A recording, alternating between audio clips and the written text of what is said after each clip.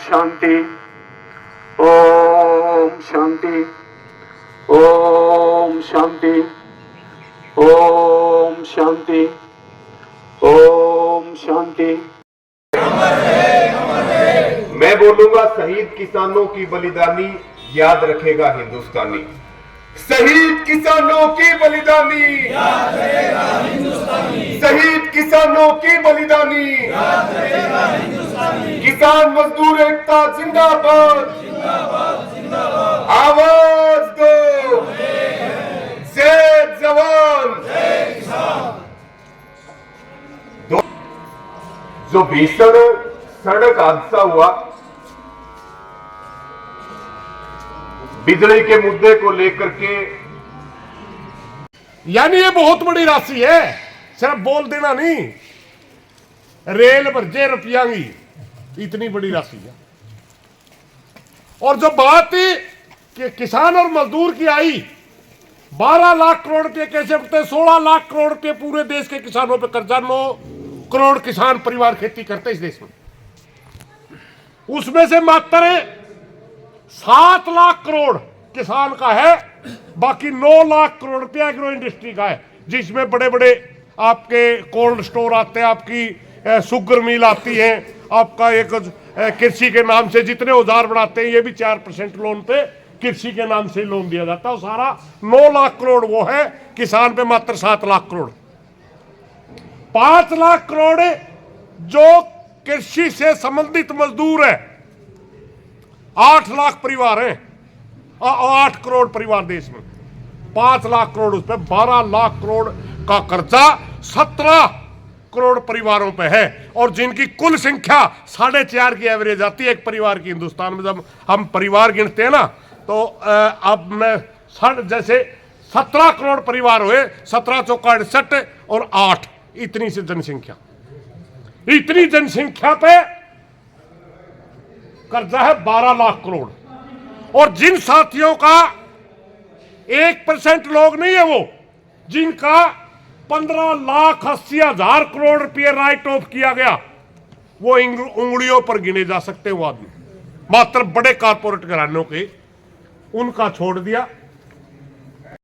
ये 12 जनवरी 2002 को बिजली के मुद्दे को लेकर के और गांव हड़ोदी के 18 किसान, जिसमें बुजुर्ग से लेकर के नौजवान तक थे, एक भीषण सड़क हादसे में उन्होंने अपनी शहादत दी।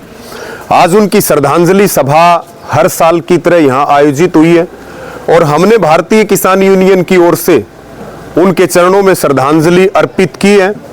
और उपस्थित सभी किसानों ने ये संकल्प भी लिया है कि आने वाले समय में किसान आंदोलन को मजबूत करेंगे।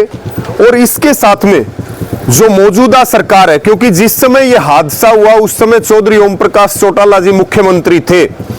आज इस विधानसभा से विधायक है श्रीमती नैना चौटाला और उनका बेटा उप मुख्यमंत्री है दुष्यंत चौटाला सरकार में।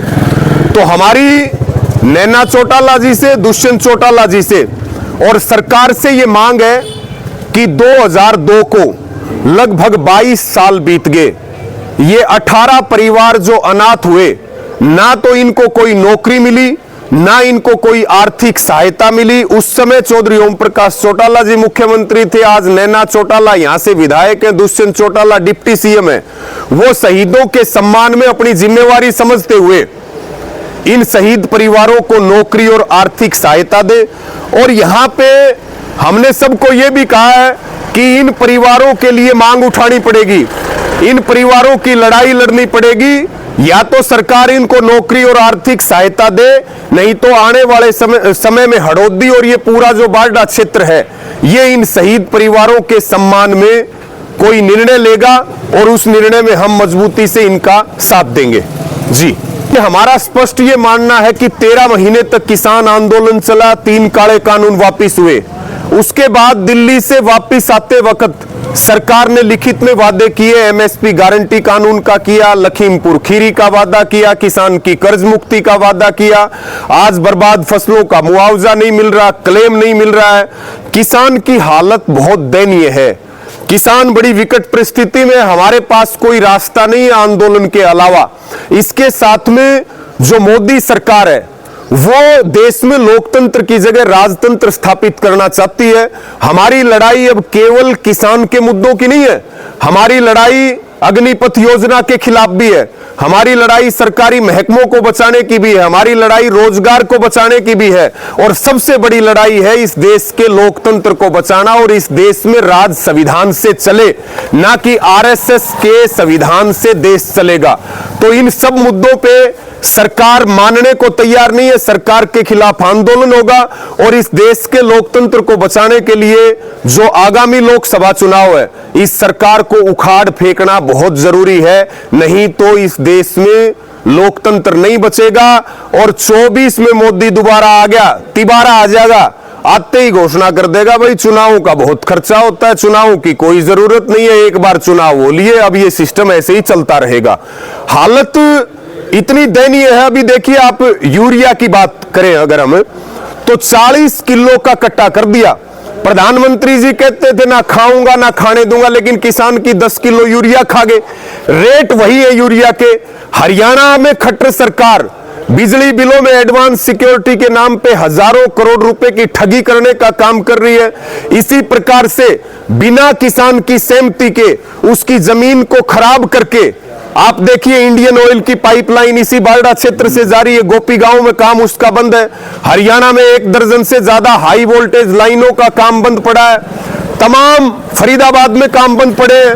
हम कह रहे हैं किसान की जमीन फ्री में क्यों चाहिए? जब तेल फ्री में नहीं मिलता, बिजली और गैस फ्री में नहीं मिलती, तो किसान अपनी जमीन का पूरा मुआवजा लेगा। इस पे भी सरकार कानून बनाए, अन्यथा आने वाले समय में टकराव और बढ़ेगा। किसान जमीन नहीं देगा, वो जान दे सकता है। जमीन हम तब देंगे जब हमें जमीन का हर्जाना मार्केट रेट के हिसाब से मिलेगा। मगर हमारा कोई विधायक ही नहीं था, हमारा कोई सांसद ही नहीं था जिसने कहा हो भाई हड़ौती के जो किसान शहीद हुए उनको पैसा दो। ये तो रूल था ना, कानून के तहत भी आप पैसा नहीं दिलवा पाए। हम बात कर रहे हैं राजनीतिक माहौल की, राजनीतिक बातें, जब वोट की आपकी जरूरत ही नहीं इनमें। वोट तो कुकर ले लेंगे, बड़ा आसान तरीका है। जाति रही धर्म, ये वोटे लेने के हथियार तो हैं नहीं। धर्म तो महाराज साहब आ करता तड़कन बड़ा जोड़ा ले राम का नाम, ये विशाल ड्रामा बना रखा, वोट भी राम का नाम ते लो, राम ने बेच के खा गए। जाति, आपको बड़ा दुख होया मैंने 15-20 दिन पहला बहुत से भाइयों ने सुना भी होगा, किसान समाज में पैदा हुआ, बहुत बड़ा उद्दव पहुंच रहा। राष्ट्रपति की, प्रधानमंत्री की, उपराष्ट्रपति की कोई जाति नहीं होती भाई, वो पूरे देश का होता है। और जब संसद के अंदर 5-4 बच्चों ने बेरोजगारी के नारे ला दिए और उसकी सुरक्षा में सेध लगी, विपक्ष ने एक मुद्दा बनाया कि भाई प्रधानमंत्री जवाब दे या गृह मंत्री जवाब दे कि संसद में सुरक्षा भंग क्यों हुई। हमारे उपराष्ट्रपति जी किसी की नहीं, बाहर बैन कर दे। वो बाहर बैठ गए, अपने समाज में तो बाहर ठाली बैठा नहीं, अपने समाज में हंसी मजाक का सब है। एक बंगाल का सांसद उसे जो नकल लग गया कल, बाहर बाहर मिमिक्री कह ले, नकल बोला पे तो अपने बूढ़िया की नकल करा, अपने तो ब्याह वाड़ा में लुगाई छोरी करा नकल करा। बूढ़े जो खिड़का बांध लेंगी, डोका ले लेंगी, वो आपका नकल करे और वो एक बूढ़िया बन जाए, एक बूढ़ा बन जाए, ये तो अपना समाज का हिस्सा है। वो कह मेरे समाज की बेइज्जती होगी, उसने भी काम नहीं चला, फिर बोले जाट की बेइज्जती होगी, सारे टेलीविजन में चल रहा है, फिर बोले किसान की बेइज्जती होगी। यार ये तो भद्दापन कर दिया। आप सारे पंचायती भाई बैठे हो, मैंने एक बात बताओ भाई, 2016 में आरक्षण का आंदोलन चल रहा था नहीं,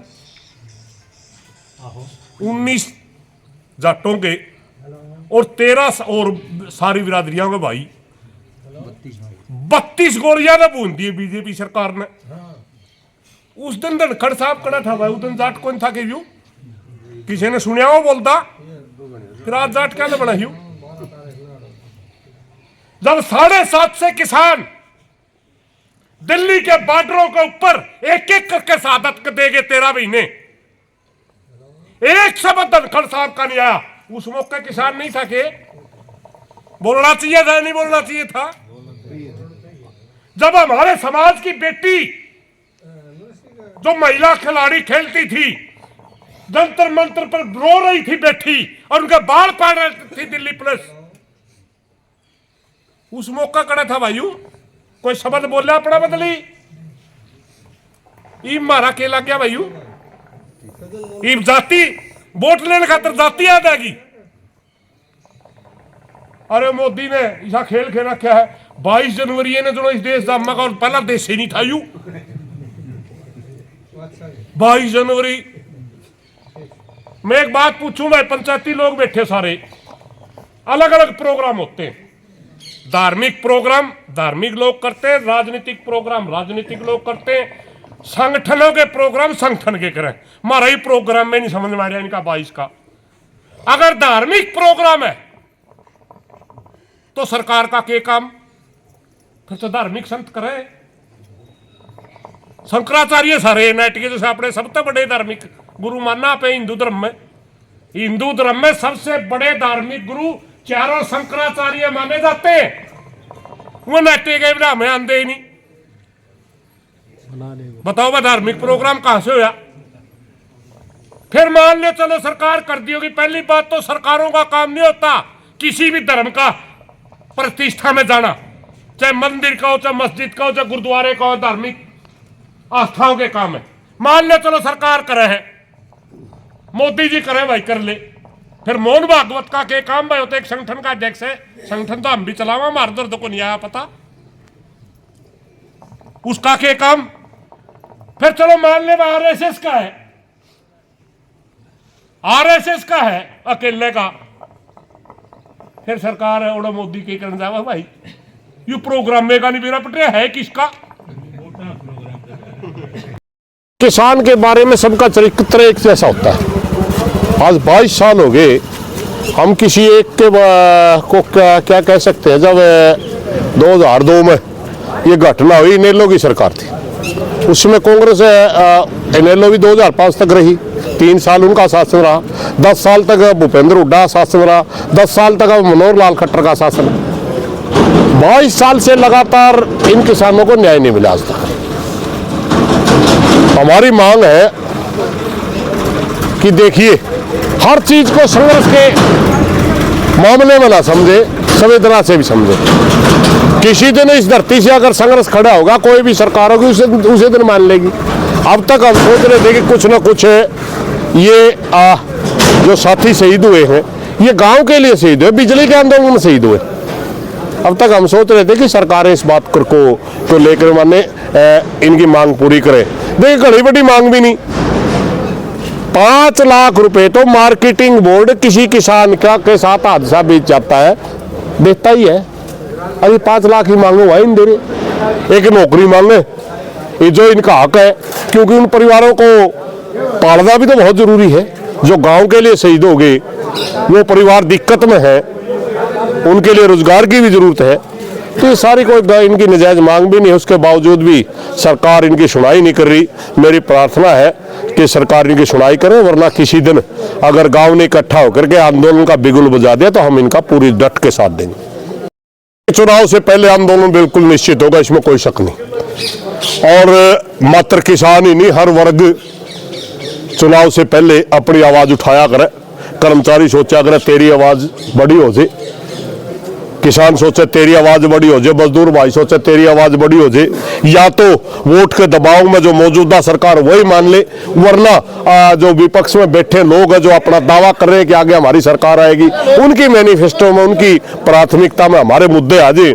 इसी कड़ी के तहत किसान भी एक आंदोलन पूरे देश के अंदर खड़ा करेंगे, जिसमें सबसे बड़ा मुद्दा होगा कर्ज मुक्ति का और एमएसपी का। क्योंकि देखिए मैं बताता हूं आपको, कर्जे के ऊपर हमारा हर 32 मिनट में किसान आत्महत्या करने पर मजबूर है, कर्ज के नीचे दब करके। इतना बुरा हालत है।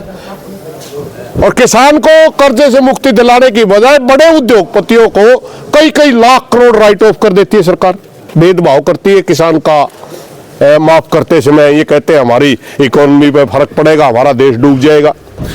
दूसरी बात, एमएसपी की मात्र 23 फसलों का एमएसपी तय होता है इस देश के अंदर, जिसमें 7 दलहन की, 7 तिलहन की, 7 खाद्यान्न की है, एक नरमा है और एक गन्ना। ये देश के किसानों का जीडीपी का मात्र 20% ऐसा होता है।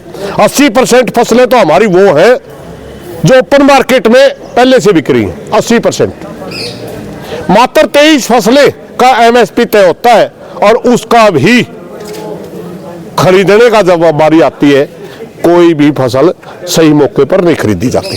अभी हमारा अड़ोदी गांव में, बाडड़ा का हल्के का गांव, भावांतर के नाम से एक स्कीम लेके आई सरकार। भावांतर का मतलब होता है जो मार्केट में रेट मिले उसका और एमएसपी के बीच का जो अंतर है, उसका मतलब होता है भावांतर। भावांतर के नाम से स्कीम लेके आई कि हमें भावांतर देंगे आपको, और देने के नाम पे कह दिया 600 रुपए क्विंटल देंगे। पहली बात तो 600 रुपए में हमारी पूर्ति ही नहीं होती, एमएसपी का और उसका गैप बहुत ज्यादा है। दूसरी बात है, पता नहीं कितने छड़ और कपट कर दिए जाते हैं। मेरी फसल मेरा ब्यौरा, फलाना पोर्टल, ढेकला पोर्टल, कागज कागज किसानों के साथ ऐसे खेला जाता है कि हमारी अगली फसल आ गई, आज तक तो किसी ने चेहरा में मिले नहीं। भाई कहा कि भावांतर है, कौन दे रहा है? किसान तो दर दर की ठोकर खा रहे, आज तक 10 रुपये नहीं मिले। हमारा उत्तर हरियाणा के अंदर सारी की सारी अंबाड़ा है, कुरुक्षेत्र है, कैथल है, और हमारा सिरसा फतेहबाद होते हुए फल आया जुलाई में, सारी फसल 100% बर्बाद होगी। हमने आंदोलन खड़ा कराया अंबाड़ा में, सरकार ने कह दिया आपको मुआवजा देंगे, आज तक वो मिला नहीं। यानी सरकार की नीयत सरकारों किसानों के प्रति ईमानदार नहीं है। मनोहर लाल खट्टर तो किसानों का दुश्मन बनकर बैठिया। जो पहले राज थे वो भी बड़े अच्छे नहीं थे, लेकिन ये सारे फूफा लगड़ा, सबसे ज्यादा नुकसान इसने कराया किसानों को। एमएसपी की कानूनी गारंटी दी जाए। दूसरी है किसानों पर दर्ज मुकदमे वापस लिए जाएं, क्योंकि सरकार ने आश्वासन दिया था कि सभी मुकदमे वापस होंगे, जबकि अभी शास्त्री जी बता रहे थे लखीमपुर कीरी वाले, ऐसे काफ़ी मुकदमे हैं जो आज भी लंबित हैं। तीसरी मांग है किसानों को कर्ज मुक्त किया जाए।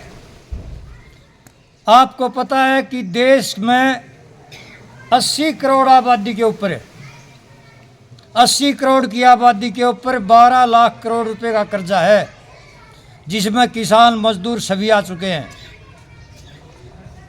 और सिर्फ उद्योगपतियों के 14.56 लाख यानी 14 करोड़ 56 हजार 14 करोड़ 56 लाख करोड़ रुपए बट्टे खाते डाल दिए अमीरों के। बट्टे खाते डालना यह कि भाई अमीरा का माफ कर दिया, 14.56 लाख और कर दिए होंगे ले। हाँ, लेकिन 80 करोड़ की आबादी जो गिनती आंगड़ियों पर की जा सकती है, इतने आदमी हैं, उनके इतने पैसे माफ कर दिए। लेकिन 80 करोड़ की आबादी पर 12 लाख करोड़ का कर्जा है, उसको सरकार माफ नहीं कर सकती।